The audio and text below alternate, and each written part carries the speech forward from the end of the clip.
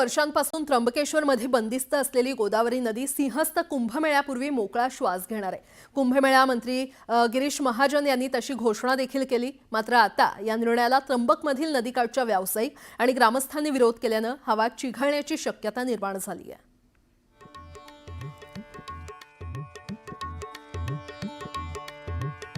नाशिक आणि त्र्यंबकेश्वर इथं होऊ घातलेल्या कुंभमेळ्याच्या विकास कामांवरून आता स्थानिक नागरिक आणि प्रशासन यांच्यात खटके उडायला सुरुवात झाली आहे। बाजार बसतो, भाजी बाजार बसतो। परवा मुख्यमंत्री महोदय आले, त्याच्या निर्णयाची गोष्टी ज्यावेळेला आणली त्यांनी तात्काळ निर्णय दिले की लगेच 15 दिवसामध्ये सगळी तोडून टाक। गंगेवर पोटं भरतोय आम्ही, 10 रुपयाचा माल घेऊन त्याच्यावर 5 रुपये कमवतो आणि आमचे लेकरं बाळ जगवतो। ही गंगा ओपन करू नका। गोदावरी खुलं करण्यासाठी त्र्यंबकेश्वर नगरीतल्या गावकऱ्यांच्या ठिकाणी विरोध आहे। त्र्यंबकेश्वरमध्ये उगम पावणारी गोदावरी नदी कुशावर्तापासून बंदिस्त करून त्र्यंबक गावाबाहेर सोडण्यात आली आहे। आता गोदावरीचा हाच बंदिस्त भाग खोदून गोदावरी नदी पूर्ववत करण्याची घोषणा कुंभमेळा मंत्री गिरीश महाजन यांनी बैठकीत केली आहे। त्र्यंबकेश्वर शहरामधून जिथून आपली नदी वाहत होती ती आता बंदिस्त करण्यात आलेली कधीपासून। त्याच्यामध्ये वरती बाजार बसतो, भाजी बाजार बसतो। परवा मुख्यमंत्री महोदय आले, त्याच्या निर्णयाची गोष्टी ज्यावेळेला आणली त्यांनी तात्काळ निर्णय दिले की लगेच 15 दिवसामध्ये सगळी तोडून टाका म्हणून। आता ती सगळी कॉन्क्रीटची जी सगळं स्लॅब टाकलेला आहे तिथून पाणी वाहतं, आता तिथून तुम्हाला पाणी वाहताना दिसेल। पण आता या कामाला भाजी बाजारातील विक्रेत्यांनी विरोध केलाय, तसंच स्थानिकांचाही विरोध आता वाढू लागलाय। काय गरिबाचं म्हणणं असं आहे का गंगेवर पोटं भरतोय आम्ही, 10 रुपयाचा माल घेऊन त्याच्यावर 5 रुपये कमवतो आणि आमचे लेकरं बाळ जगवतो। ही गंगा ओपन करू नका, एवढंच आमचं काय गरिबाचं म्हणणं आहे। आणि जर ओपन केली तर आम्ही तडाड उपाशी मरू। अनेक समस्या येते। आत्ता आपण गंगा ओपन गावाच्या बाहेर बघतोय, ती गंगा म्हणजे निव्वळ शब्द वापरू शकत नाही मी, असं आहे। गावकऱ्यांची आमची मागणी की गोदावरीचा स्लॅब जो आहे हा 300 मीटर फक्त बंदिस्त आहे व तिथून पुढे त्र्यंबकेश्वर मंदिराच्या पाठीमागून हा स्लॅब त्या ठिकाणी खुला आहे।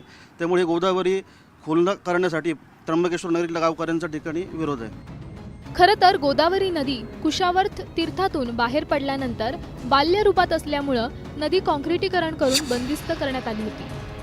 त्यामुळे या काँक्रिटीकरणावर भाजी बाजार उभा राहिलाय।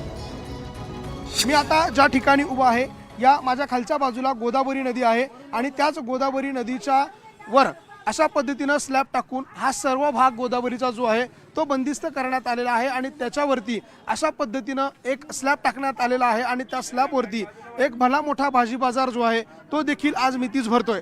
आता हीच गोदावरी नदी जी आहे ती पुनर्जीवित करावी, या गोदावरी नदीवरती टाकण्यात आलेला जो स्लॅब आहे तो काढण्यात यावा, अशा प्रकारची मागणी जी आहे ती समोर आली।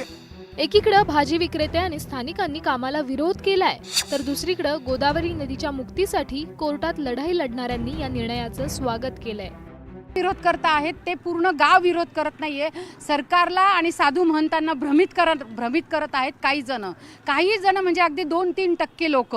14,000 जर लोकसंख्या आहे तर 200 लोक फक्त विरोध करत आहेत। ते चुकीचं आहे, ते भ्रमित करत आहेत सरकारला। त्र्यंबकेश्वर गावाच्या मधोमध गोदावरी नदी आणि अहिल्यादेवी होळकर यांनी बांधलेला घाट अस्तित्वात आहे। कुशावर्त पासून पुढे आल्यानंतर नील पर्वतावरून वाहत येणारी नीलगंगा नदी याच भागात गोदावरीला मिळते। मात्र या दोन नद्यांचा संगम देखील बंदिस्त आहे। आता कुंभमेळ्यात येणाऱ्या भाविकांना स्नानासाठी ही जागा तसंच नद्यांचे घाट उपयोगात आणण्यासाठी गोदावरी काँक्रिटीकरण मुक्त करण्याचा निर्णय हा घेण्यात आलाय। मात्र काही व्यावसायिक आणि स्थानिकांनी या निर्णयाला विरोध केल्यामुळे कुंभमेळ्याचं पहिलंच काम अडचणीत सापडण्याची शक्यता आहे। व्हिडिओ जर्नलिस्ट हेमंत बागुलसह लक्ष्मण घाटोळ, न्यूज 18 लोकमत, नाशिक।